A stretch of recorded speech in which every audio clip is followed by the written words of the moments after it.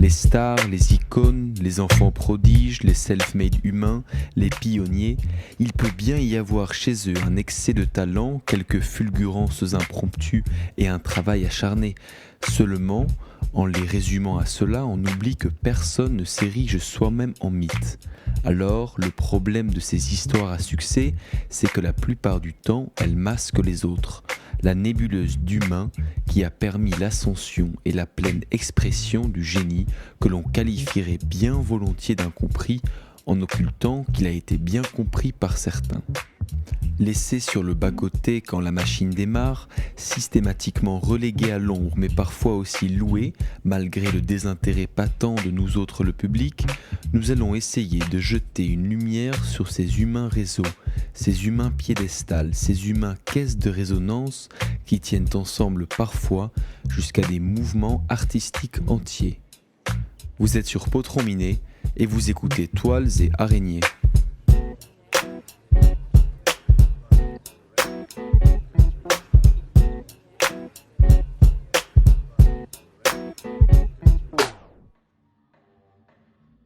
Cet épisode est placé sous le signe de la nostalgie, donc fuyons notre époque, piquons une tête dans le temps et faisons surface dans les années 1990. Drôle d'époque de laquelle être nostalgique, se dira-t-on. Les derniers hommes sont arrivés à la fin de l'histoire, toutes les fleurs ont été broutées et le monde est devenu un de nouveau. L'URSS a implosé, l'Europe fait nous ne savons quoi à Maastricht, et les États-Unis, une main invisible quémandant toujours plus de soutien étatique et le désenchantement, règne sur le monde. C'est la fin du deuxième millénaire humain et le tour est joué, devant nous le présent éternel. Encore, faudrait-il savoir qui est en droit d'appartenir au nous. Que nous reste-t-il à espérer ? De quoi nous souvenons-nous ? Peu importe au fond, le principal c'est d'avoir gagné et de truquer le jeu de telle façon que plus jamais personne ne saura nous le contester. L'efficacité, la clarté, le consensus et que tout le monde soit content.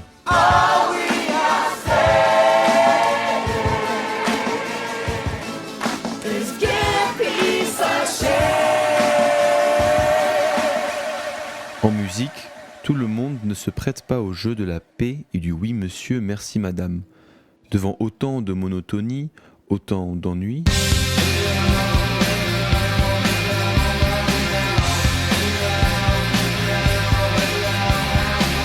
autant de perte de sens,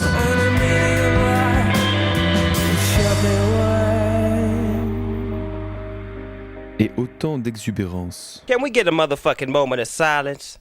I treat a bitch like 7-Up. I never have, I never will.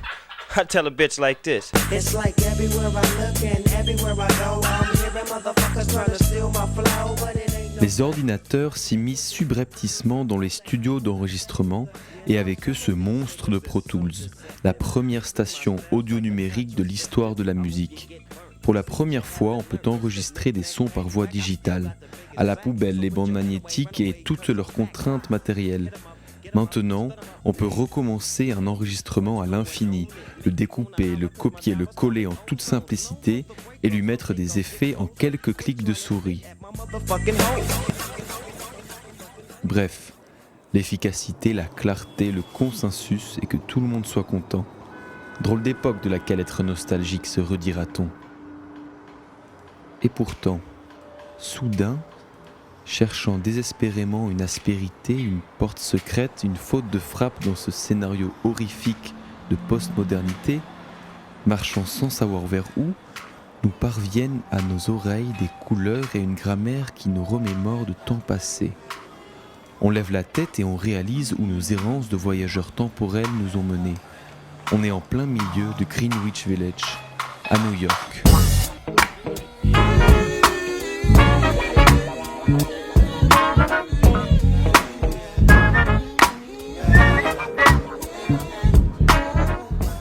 Suivant la source délicieusement musicale, on arrive devant un bâtiment en briques ressemblant à tous les autres. Il est orné de l'enseigne Electric Lady Studio. Par l'une des fenêtres s'exfiltre toujours ce brouhaha qui nous semble si riche, si dense, si profond face à la plate hostilité de la ville qui nous entoure. Qu'est-ce qui se trafique derrière ces murs ? Où sont passés l'ennui, la perte de sens et l'exubérance ? On s'attendait à l'explosivité de Madonna, la nauséeuse joie de vivre américaine de Will Smith et l'insupportable et âpre douceur de R. Kelly.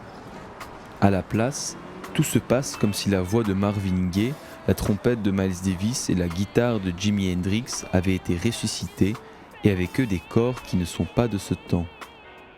Toute la terre est occupée par le présent éternel ? Toute ? Non. Car le Greenwich Village, peuplé d'irréductibles nostalgiques, résiste encore et toujours à l'envahisseur présentiste. Ici, les années 1990 se dilatent et s'étendent à plus que ce qu'elles ne sont. On s'affaire à sauver l'histoire. Mais attention, ne tombons pas dans le piège que nos héros nous tendent. Ils n'écrivent pas l'histoire, ou en tout cas pas seuls. Quelle toile se tisse à l'Electric Lady Studio ? Et surtout, si toile il y a, quelle en est l'araignée ?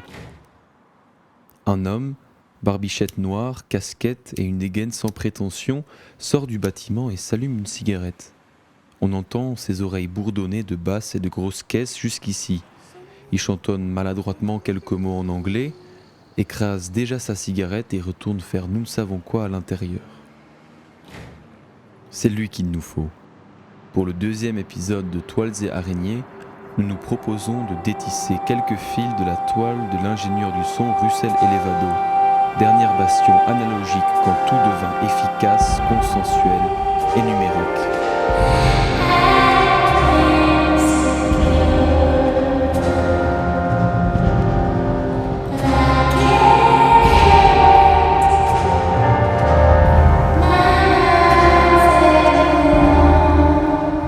Elevado naît en 1966 dans une époque qu'il n'aurait échangé pour rien au monde si on avait eu le choix. Époque rêvée mais espace aux marges du monde des vainqueurs car l'intéressé naît aux Philippines. En pleine guerre froide, le pays élit une première puis une deuxième fois l'ancien avocat Ferdinand Marcos à la présidence. Entre investissements curieux, comptes de campagne frauduleux et une influence américaine impérialiste, les Philippines dérivent progressivement sous son pouvoir vers un régime dictatorial. Dès 1972, le président proclame la loi martiale en réponse à divers attentats et tentatives d'assassinat ciblant le pouvoir. Quelques années auparavant, et de l'autre côté du Pacifique, le président américain Johnson signe une loi immigration qui marque la fin d'un contrôle aux frontières de fait discriminatoire. Depuis les années 1920, on préférait en effet une immigration venue d'Europe du Nord et de l'Est, mais avec l'Immigration Act de 1965, les États-Unis ouvrent leurs portes au reste du monde et notamment aux populations issues d'Asie. Bref, ce sont autant d'éléments qui poussent nombre de Philippins à émigrer, fuyant la dictature et sa loi martiale, profitant d'une législation américaine plus souple. La famille Elevado et le petit Russell de 6 ans atteignent New York en 1972.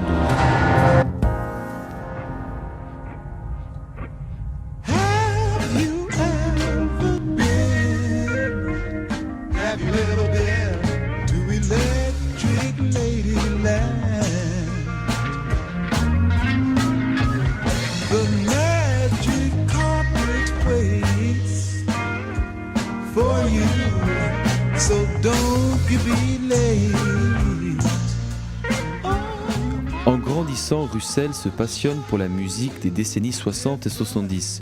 Non seulement apprend-il à jouer de la guitare, comme son idole Jimi Hendrix, il passe aussi de longues après-midi à écouter des albums sur son tourne-disque. Entre les volutes du cannabis, on entend James Brown,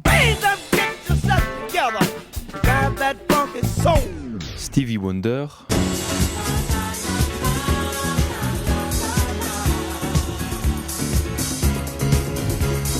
Marvin Gaye,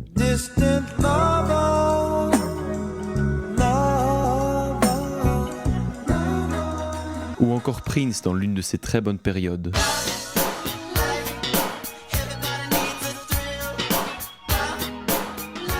À 18 ans, il intègre pour 1 an une formation d'ingénierie du son dans une école au cœur du village. 6 mois plus tard, il commence son premier stage dans le Shakedown Studio appartenant à Arthur Baker, le producteur et DJ aux cheveux longs et fondements de l'électro. Les premières années de la carrière de Russell vont consister en un enchaînement de stages dans les studios des 4 coins de New York. Selon une formule délicieusement méritocratique, il goûte au plaisir, faute de ne pas avoir traversé la rue, de commencer en bas de l'échelle. Il fait le café, passe la serpillière, récure les toilettes et parfois, on le laisse préparer une session d'enregistrement. Il faut alors s'assurer que sur les larges tables de mixage, tous les potards sont bien baissés, que les câbles, les microphones sont sortis des placards et prêts à l'usage, et que la fenêtre qui depuis la cabine donne sur le studio est bien nettoyée.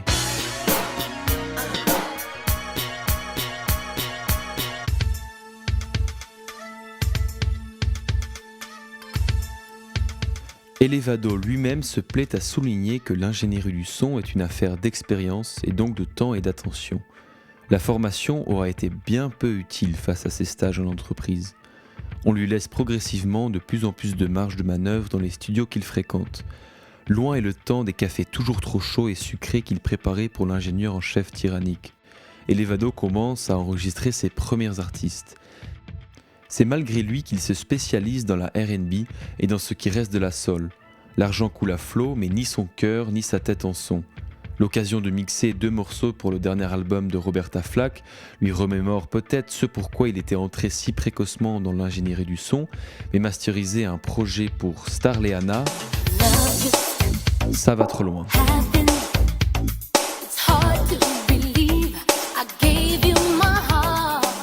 Il se trouve qu'au début des années 1990, Russell travaille pour un groupe à la croisée de la funk et de la soul intitulé The Vertical Hold.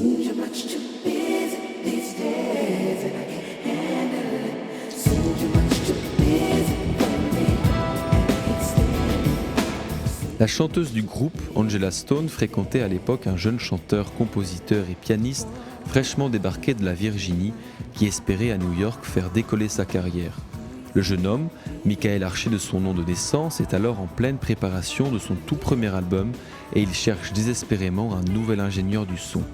Suite à un désaccord créatif, il vient de rompre sa collaboration avec Bob Power, qui avait pourtant été derrière les manettes de Low End Theory, l'album mythique de A Tribe Called Quest, tant chéri par notre artiste virginien. C'est finalement le manager que partagent Angela Stone et Michael Archer qui propose à Elevado de reprendre le travail là où Bob Power l'avait laissé. Il suffit de quelques démos pour que Russell soit vendu, convaincu, persuadé, amoureux, touché jusqu'à la moelle. Alors, j'aurais aimé que ça soit moins beau pour être plus vrai, mais c'est cette rencontre décisive qui va sauver la carrière d'Elevado selon ses propres dires. Nous n'aurons tenu qu'un épisode sans parler de lui, mais reste que l'album sur lequel Russell va terminer de mixer les pistes est Brown Sugar, et l'artiste est D'Angelo.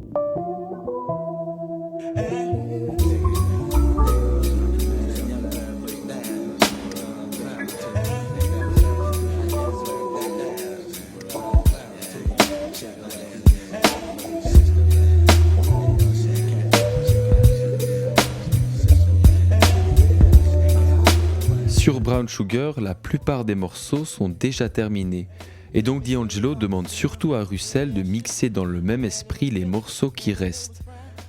L'album sort en 1995, est nominé 4 fois aux Grammys et D'Angelo devient une référence sérieuse dans la R&B. Pourtant, nous ne ferons pas trop de mécontents en disant que Brown Sugar ne réinvente pas la musique. D'Angelo y fait encore l'archéologie de son héritage artistique, n'a pas encore rencontré Jedila et n'a pas encore suffisamment écouté Jimi Hendrix. Elevado, quant à lui, n'a pas encore pu marquer son empreinte acoustique tant il doit poursuivre le travail que Bob Power avait déjà bien entamé. Après Brown Sugar, D'Angelo se remet vite au travail. Le deuxième album devra se distinguer plus nettement de la R&B courante. Il faudra mettre en lumière et en musique la lignée dans laquelle il veut se placer. Il s'agira de ressusciter des textures et des espaces oubliés sans sombrer ni dans le c'était mieux avant, ni dans la tabula rasa. Russell jouera avec d'autres un rôle absolument clé dans la conception du projet. D'abord parce que D'Angelo et lui se découvrent un terrain d'entente musicale très fécond. Il passe beaucoup de temps à se faire écouter des albums de Marvin Gaye, Al Green, Prince, Curtis Mayfield ou encore Stevie Wonder, se disant à propos de tel break de batterie, telle ligne de trompette, telle nappe de Rhodes, que ce sont cette rugosité, cet étouffement, cette proximité-là qu'il faudrait reconstituer ou réinventer. Toutefois, il y a un artiste dont Russell et D'Angelo ne partagent pas encore l'idolâtrie, et c'est Jimi Hendrix.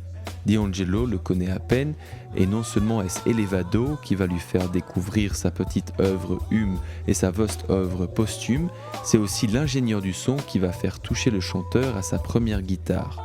D'Angelo découvre en Hendrix un fossile encore plus ancien dans l'archéologie de son héritage, et il se passionne de l'artiste. Cela ne sera pas sans conséquences.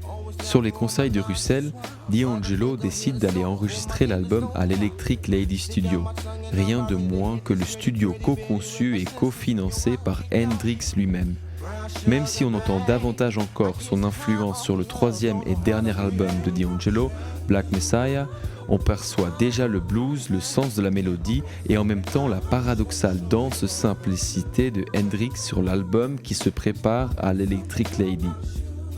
Quand Russell propose de mettre certaines parties de guitare en reverse sur l'album, comme le faisait déjà Hendrix,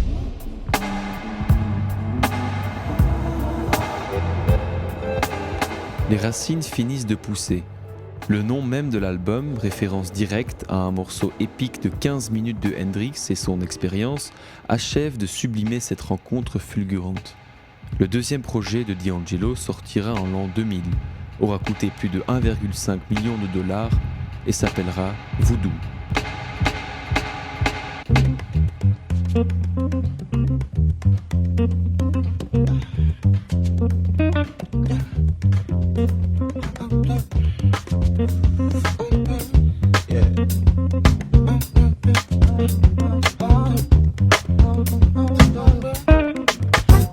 En deçà d'avoir fait rencontrer Hendrix à D'Angelo, Russell est responsable de la sculpture sonore si caractéristique, à la fois révolutionnaire et conservatrice de Voodoo.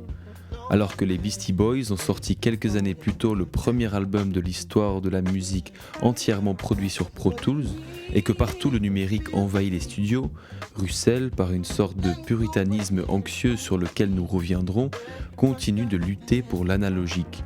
Les artistes de son cœur n'avaient connu que les machines ronronnantes et le crépitement de la matière. Comment l'ingénieur du son pouvait-il croire à un autre paradigme technique que celui-ci ?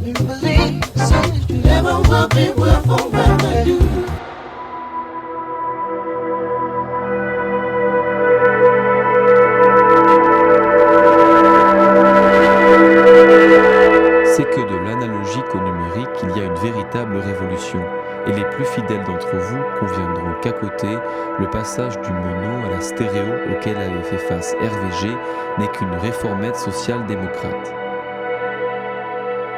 Tout son est une onde continue, un chat qui miaule, un ad-lib de Trippie Redd ou encore un coup de tonnerre.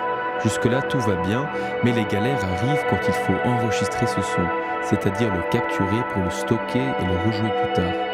Jusque dans les années 1990, tout enregistrement était analogique. On transformait les ondes continues en des signaux électriques qui varient exactement dans les mêmes temps et les mêmes proportions, c'est-à-dire de manière analogue. Jusque dans les années 1940, on gravait à partir d'un son enregistré immédiatement et définitivement un disque. Puis, avec l'arrivée de la bande magnétique, on avait la possibilité de refaire l'enregistrement. Dans les deux cas, le support qui sert à l'enregistrement préserve exactement la même continuité que le son lui-même. Disons pour simplifier que si le son est très fort puis qu'il diminue, alors la gravure sur le vinyle sera d'abord profonde puis deviendra progressivement plus légère. Seulement cette technique comporte deux grands inconvénients. L'enregistrement est brouillé de beaucoup de bruit blanc et parasite et il prend beaucoup de place. En fait, sur une bande magnétique ou sur un vinyle, on ne peut pas stocker tant d'informations. Les 15 minutes de Voodoo Child, le morceau de Hendrix dont nous parlions plus tôt, couvrent les 3/4 de la face A du premier disque de Electric Ladyland. Vous le sentez arriver, le numérique résout à sa manière ces problèmes-là. Quand on enregistre un son de manière numérique, on procède de manière exactement inverse. Face à l'onde, on découpe la continuité en un ensemble de segments de taille égale que nous allons coder selon un alphabet bien simple, des 1 ou des 0, c'est-à-dire des tout ou des rien, du blanc ou du noir. Disons pour simplifier que chaque segment de l'onde sera traduit dans une toute autre langue que celle de la matérialité du son lui-même. Là où dans l'analogique, il y a une analogie entre les ondes du son et leur impression sur un disque ou une bande magnétique, dans le numérique, l'association du son découpé à des 1 et des 0 est arbitraire. On passe dans une autre dimension. Ici, le médium radiophonique de notre récit nous fait délicieusement défaut. Nous vous aurions bien tracé un petit schéma explicatif, mais prenons plutôt un exemple imagé à reproduire dans l'intimité de son esprit. Comparons le son au mouvement d'une flèche qu'un archer vient de tirer sur une cible. On peut concevoir la trajectoire de cette flèche de deux manières différentes. D'un point de vue analogique, le mouvement de la flèche sera ce mouvement même, c'est-à-dire le passage non quantifiable du projectile à travers l'espace. C'est le point de vue le plus fidèle, mais il faut s'imaginer en plus le bruit du vent et le frottement de la flèche contre l'air. Bref, autant d'éléments qui font partie du mouvement authentique de la flèche, mais qui peuvent aussi rendre sa suivi désagréable pour certains névrosés. Si l'on apprécie la flèche d'un point de vue numérique, on dispose de l'espace parcouru dans un repère orthonormé. On sera capable de dire à chaque unité de notre repère où en est la flèche, mais pas la richesse de ce qu'elle aura parcouru entre ces unités. Alors on peut décider de rendre notre repère plus fin encore, et on décidera de mesurer l'avancée de la flèche non pas tous les centimètres, mais tous les millimètres, puis tous les nanomètres et puis tous les picomètres. On obtiendra à chaque fois une description plus fidèle de l'avancée de la flèche, où elle en est et de quelle manière. Mais il nous manquera toujours la profondeur simplement parcourue de la flèche analogique. On salue Zénon pour cette comparaison. Revenons à notre Russell, grand archer analogique. Il est de ceux qui, dès les années 1990, dénoncent férocement l'invasion du numérique et pas seulement au nom d'une sorte de nostalgie réactionnaire. En découpant la continuité du son, l'enregistrement numérique, même le plus affiné, fait par définition perdre en authenticité. Pour pouvoir stocker plus de son dans un plus petit contenant, c'est-à-dire un disque dur, on est obligé de compresser la musique, ce qui pour une oreille attentive constitue une vraie perte de qualité. Pro Tools autorise par ailleurs une approche inédite de la musique. Celle-ci est spatialisée sur un écran. Elle devient maniable, elle peut être découpée, copiée, collée, parce qu'elle est d'une certaine façon immobilisée en un enchaînement de segments manipulables. Elle n'est plus cette pure hétérogénéité qui ne fait que passer et qui, à moins d'être rejouée, est toujours déjà passée. Bref, en plus d'être une révolution technique, le passage de l'analogique au numérique consiste donc en une révolution esthétique. Russell Elevado et D'Angelo sont plutôt du côté de ceux qui érigent les barricades. Leur dévouement commun pour les décennies 60 et 70 devient la clé de voûte dans leur engagement. Pourtant, ils se laissent eux aussi pervertir par le numérique. Comme l'avoue Elevado lui-même, si 85% de l'album est joué en live sur bande magnétique, le reste, c'est-à-dire 3 morceaux, est retouché sur Pro Tools pour réarranger et préserver la fulgurance de quelques enregistrements qui, drame de l'analogique, contiennent également un dérapage ou deux. Un petit découpage, un petit copier-coller et le tour est joué. Alors, comme le dit Russell lui-même, le but est de faire des années 1970 avec quelques moyens choisis des années 1990. Faire du vieux avec du neuf. Voilà de quoi être un peu révolutionnaire et précipiter le choc des civilisations musicales.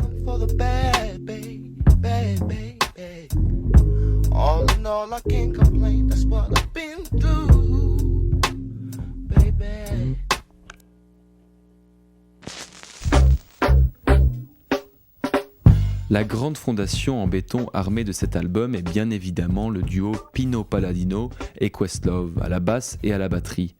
Questlove, grand collaborateur sur Voodoo lui aussi, n'est pas né de la dernière pluie de l'ingénierie du son. Comme D'Angelo, comme Jedila, il aime que sa snare soit agressive, aiguë et presque trop forte. Pino est un moine soldat de l'album. Quand il arrive en studio, D'Angelo a déjà écrit toutes ses lignes de basse et il demande à Pino de les rejouer telles quelles en l'invitant ici et là à des petites excursions improvisées dont seul le Britannique a le secret. À côté de Questlove, James Poyser et D'Angelo lui-même, des esprits avec une idée claire du son qu'ils recherchent, on pourrait s'attendre à ce que Russell soit relégué au statut de pur ingénieur du son, pur réceptacle technique d'un projet déjà total. Pourtant, on peut concevoir le travail de Russell sur l'album comme celui d'un producteur à part entière. Pour obtenir ce mariage catholiquement éternel de la batterie et de la basse sur Chicken Grease, que nous utilisons en jingle pour notre émission, c'est Elevado qui propose d'ajouter une gate sur la batterie. Il coupe toutes les résonances qui traînent derrière les impacts percussifs pour faire advenir ce son si sec et proche du sol. C'est aussi Elevado qui plonge la basse de Palladino au fin fond du spectre des fréquences sans jamais l'y dissimuler. La Fender Precision Bass de l'année 1961 est distinguable si on la convoque à l'oreille, mais se contente aussi très bien de se tapir derrière les autres éléments comme une courte échelle à leur propre accomplissement. Et puis, une fois les jams finis et enregistrés, c'est Russell qui ajoute à Playa Playa, premier morceau de l'album, son intro et son outro si loyalement annonciatrices de la couleur de l'album.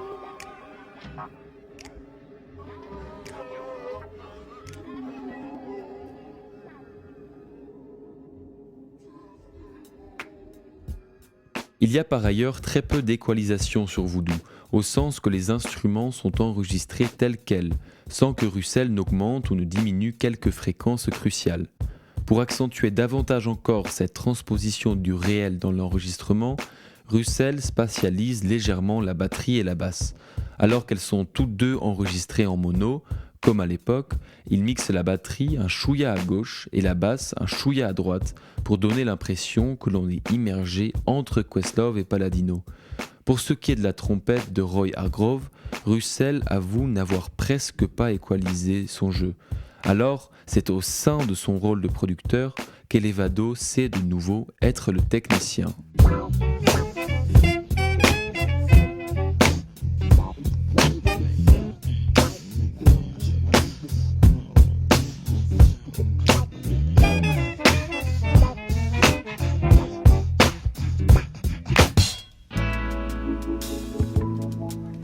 Plus généralement, même si D'Angelo et Russell se retrouvent autour de ce drôle de sentiment qu'est la nostalgie pour une époque qu'ils connaissent tous deux intimement, il nous semble qu'ils n'en ont pas la même approche. D'Angelo s'appuie sur l'héritage des années 1960 et 1970 pour imaginer l'avenir de la musique. Bien sûr qu'il y a Prince, Mayfield et Hendrix sur Voodoo, mais il y a aussi littéralement Redman et Method Man du Wu-Tang, dès la troisième piste du morceau. D'Angelo a écouté du hip-hop après avoir usé Another Day Around the World. Il a rencontré J Dilla et Q-Tip, et même si le titre nous semble discutable, ce n'est pas pour rien qu'on parle de néo-soul.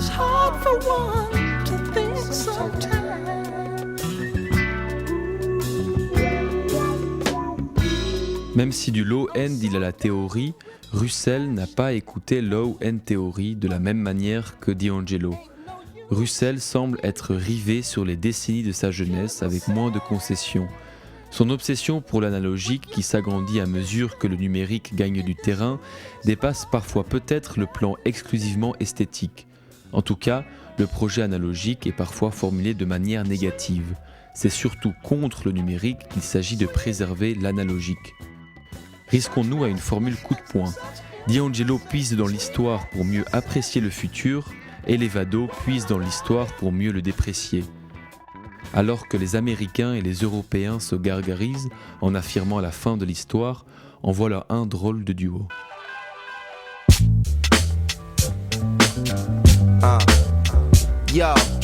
Voodoo sort en l'an 2000 en même temps que Mama's Gun d'Erykah Badu, Like Water for Chocolate de Common et un an avant First Born Second de Bilal, album sur lesquels l'araignée Elevado du fond de sa toile à l'Electric Lady a aussi travaillé.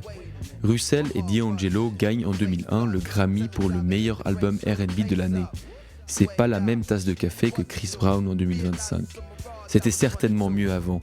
Que Voodoo soit d'ailleurs de la R&B est hautement contestable, mais ce n'est pas notre affaire ici et aujourd'hui. Ce que nous devrions faire maintenant, c'est tous se rassembler quelque part pour écouter Voodoo sur vinyle. On porterait tous des moustaches et des mocassins et on plisserait les yeux. Malheureusement, les copies originales de Voodoo se font rares et le dernier que j'ai vu passer en ligne coûtait 200 €. On va donc écouter l'analogique en numérique et s'avouer vaincu sur une bataille, mais pas sur la guerre. Comme d'habitude, il nous faut un morceau avec lequel comparer.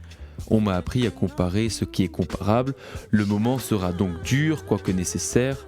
Préparez-vous à écouter une dizaine de secondes de la reprise par Giveon de Untitled How Does It Feel?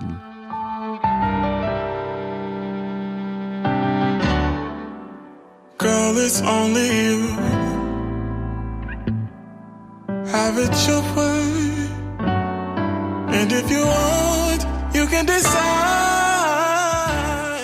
Soit dit en passant, interpréter Untitled d'une telle façon montre selon nous à quel point n'a pas été compris le morceau. On comprend bien que dans l'original, tout indique une suave et doucereuse ballade R&B. Le clip polémique de nudité, la progression d'accords léchés, les paroles sensuelles, mais en réalité nous pensons qu'il en va de quelque chose de plus délicat. Untitled est l'avant-dernier morceau de Voodoo. Russell raconte que tandis qu'il bossait depuis quelques années déjà sur l'album et que la énième et supposée dernière date butoir approchait, D'Angelo arrive un jour à l'Electric Lady avec la promesse que ce qu'il vient de composer avec Raphaël Saadiq doit absolument finir sur le projet. Russell rouspète car le label commence à mettre sérieusement la pression, même à lui, mais devant tant d'enthousiasme, il ne peut que le ployer. Voilà ce que lui joue D'Angelo. On oublie l'océan de reverb de Giveon, la voix compressée jusqu'à l'essence, les violons joués au synthé. On fait attention au béton armé de la basse et de la batterie, l'effet de chorus qu'ajoute Russell à la voix lors de l'envolée finale. On fait attention à l'espace que convoquent les musiciens sous les mains de l'ingénieur, la profondeur du rimshot, la guitare aux allures de Maggot Brain, et puis la naturalité de chaque instrument, l'espèce d'évidence avec laquelle tout est emmené à nos oreilles.